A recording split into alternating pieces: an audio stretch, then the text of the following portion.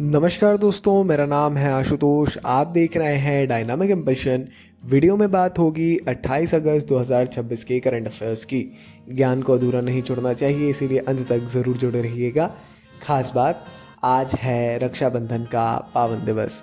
रक्षाबंधन का ये पर्व आपके जीवन में खुशियाँ लाए, समृद्धि लाए और निरंतर हम ये संकल्प लें कि हम अपनी बहन की रक्षा के साथ, अपने भाई की रक्षा के साथ हर किसी की रक्षा का संकल्प लें। बाकी शुरू करते हैं आज के इस वीडियो को आज की पहली जानकारी के साथ। नेपाल में बर्फ़ और चट्टानों के हिमस्खलन के से अचानक बाढ़ आई है।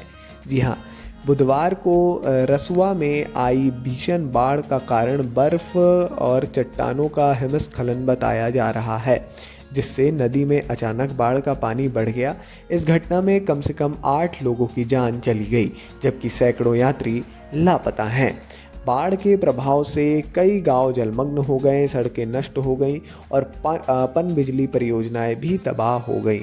नेपाल की स्थिति वर्तमान में बहुत खतरनाक है। भोटेकोशी नदी में सुबह करीब 9 बजे बाढ़ आ गई, जिससे भारी मात्रा में पानी नीचे की ओर बह गया और गांवों, सड़कों और जल विद्युत सुविधाएं थी वो नष्ट हो गई। विशेषज्ञों के अनुसार बाढ़ का तात्कालिक कारण संभवतः नेपाल के ग्लेशियर में हुआ हिमस्खलन था। इस हिमस्खलन के परिणाम स्वरूप भोटेकोशी नदी की सहायक नदी जो थी उसमें पानी का भारी बहाव हुआ और इसके कारण ये स्थिति उत्पन्न हुई, जो कि बहुत भयावह स्थिति को जन्म दिया है इसने। वास्तव में नेपाल वर्तमान में एक बड़ी दुर्घटना से ग्रस्त है और ईश्वर से यही प्रार्थना है कि जो जल्द से जल्द है इसका जो कार्य है, आप कह सकते हैं निराकरण, वो हो सके, है ना। राहत का तो काम निरंतर वहाँ पे चल रहा है। आगे बढ़ते हुए अगली जानकारी। हाल ही में डीआरडीओ ने लद्दाख में स्वदेशी सैन्य लड़ाकू पैराशूट प्रणाली का परीक्षण किया है। डीआरडीओ ने लद्दाख के न्योमामुद ड्रॉप जोन में स्वदेशी रूप से विकसित मिलिट्री कॉम्बैट पैराशूट सिस्टम का पहला सफल परीक्षण कर लिया है। यह दुनिया के सबसे ऊंचे ड्रॉप जोन में से एक है। हाँ, आपने अगर सुना हो न्योमामुद ड्रॉप जोन, ये पूरे विश्व के सबसे ऊंचे ड्रॉप जोन्स में एक माना जाता है। परीक्षण में समुद्र तल से 22,000 फीट की ऊंचाई से और -15 डिग्री सेल्सियस तापमान में छलांग लगाई गई। उच्च ऊंचाई वाला परीक्षण डीआरडीओ के आगरा स्थित aerial delivery research and development establishment के जंपर्स द्वारा किया गया था। छलांग में भाग लेने वालों में wing commander Rahul Jha, master warrant officer RJ Singh और विवेक तिवारी शामिल थे। सभी ने मिलकर एमसीपीएस और इसके स्थानीय स्तर पर विकसित घटकों जैसे पैरा कंप्यूटर, ऑक्सीजन सिस्टम और विशेष जंप सूट का उपयोग किया। एक बहुत बड़ा मील का पत्थर साबित हो गया, सफल भी हुआ परीक्षण क्योंकि इसीलिए। आगे बढ़ते हैं। मेघालय विधानसभा ने हाल ही में यूरेनियम खनन के खिलाफ प्रस्ताव पारित किया है। मेघालय विधानसभा ने बुधवार को पूर्वोत्तर राज्य में यूरेनियम की खोज और खनन को अस्वीकार करने वाला प्रस्ताव पारित कर दिया है। मुख्यमंत्री कॉनरेड के संगमा द्वारा पेश किए गए इस प्रस्ताव को विधानसभा के सभी 60 विधायकों का समर्थन भी प्राप्त हुआ और सभी ने इसके पक्ष में मतदान किया। मेघालय विधानसभा ने केंद्र सरकार, परमाणु ऊर्जा विभाग और uranium corporation of India limited से मेघालय में किसी भी प्रकार के यूरेनियम खनन कार्यों की अनुमति न देने, उन्हें संचालित न करने या उन्हें शुरू न करने का आह्वान किया। तो बहुत ज़रूरी है ये चीज़ कि किस प्रकार से खनन के खिलाफ प्रस्ताव पारित हुआ। खनन ये रेवेन्यू के लिए बड़ा ज़रूरी है, मगर अवैध खनन और इवन खनन भी साइड तौर पर एक बहुत बड़ी विपत्ति लाता है कहीं ना कहीं, है ना, जिस भी क्षेत्र में होता है उसके लिए। तो ये एक बहुत बड़ा डिसीज़न है और करंट अफेयर्स की दृष्टि से तो बहुत इंपॉर्टेंट रोल प्ले कर सकता है एग्ज़ाम में। ज़रूर पढ़ लीजिए इसको बढ़िया तरीके से। आगे बढ़ते हैं।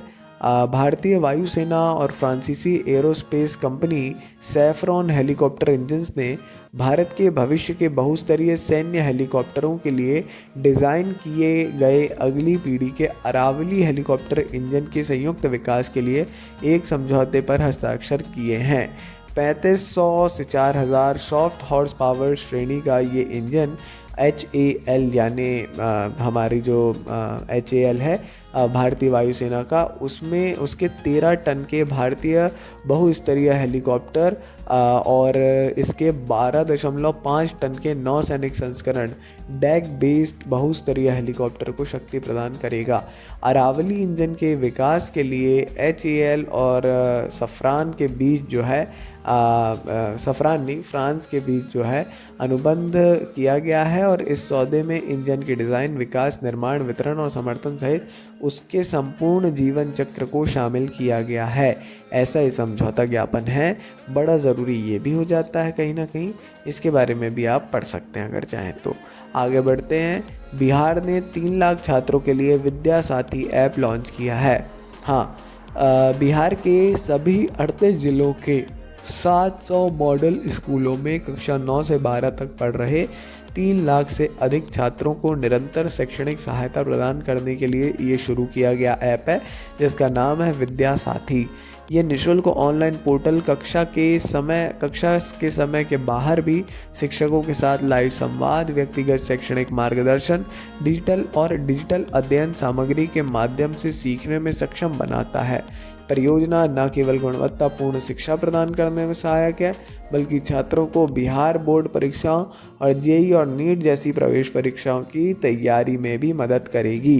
तो बढ़िया चीज़ है बच्चों के लिए, एक मतलब अपने आप में एक बड़ा कहीं ना कहीं वो है, और लगभग हर राज्य ही इसमें प्रयास कर रहा है किस प्रकार एजुकेशन को अब जो है टेक के साथ जोड़ा जाए। तो ये जो एड्यूटेक है ये अपने आप में एक बहुत बड़ा मार्केट बनने वाला है आने वाले समय में। अपूर्व कांबले ने फेडरेटेड रैपिड शतरंज टूर्नामेंट में जीत हासिल की है। 17 साल के अपूर्व कांबले, इन्होंने हाल ही में फेडरेटेड रैपिड शतरंज चैंपियनशिप में जीत हासिल की है, जहां उन्होंने 9 राउंड में कुल 8.5 अंक अर्जित किए। 8.5 मार्क्स इन्होंने जो है स्कोर लाया, और ये उपलब्धि और भी उल्लेखनीय है क्योंकि बेंगलुरु शहर 5 से 13 सितंबर तक टेक महिंद्रा ग्लोबल शतरंज लीग के 4थे सत्र की मेज़बानी कर रहा है। और इस प्रतियोगिता में विभिन्न आयु वर्ग और रेटिंग के 700 से अधिक खिलाड़ियों ने भाग लिया है। दिलचस्प बात है कि अपूर्व ने मुंबई में आयोजित एशियाई जूनियर चैंपियनशिप के समापन की पूर्व संध्या पर यह जीत हासिल की। 9 राउंड में 8.5 मतलब स्कोर इतना ले आना अपने आप में उन्होंने जो है बड़ा एक मील का पत्थर ये भी है। ट्रॉफी अपने नाम कर ली है। सम्मेत जय कुमार शेते ने इसमें दूसरा स्थान हासिल किया और वैद्यनाथन कन्नन ने तीसरा स्थान हासिल करके तीनों ने ही जो है अपना अच्छा प्रदर्शन किया और जीत तो अपूर्व की मानी जाएगी। खैर, ये थी आज के इस वीडियो की अंतिम जानकारी। अपन मिलेंगे कल सुबह 6 बजे। प्रतिदिन ऐसे वीडियोस लाने की श्रृंखला निरंतर जारी है। करंट अफेयर्स के साथ साथ अन्य टॉपिक्स के वीडियोस भी आपको 1 तारीख से देखने को मिलेंगे। अपन मिलते हैं फिर कल।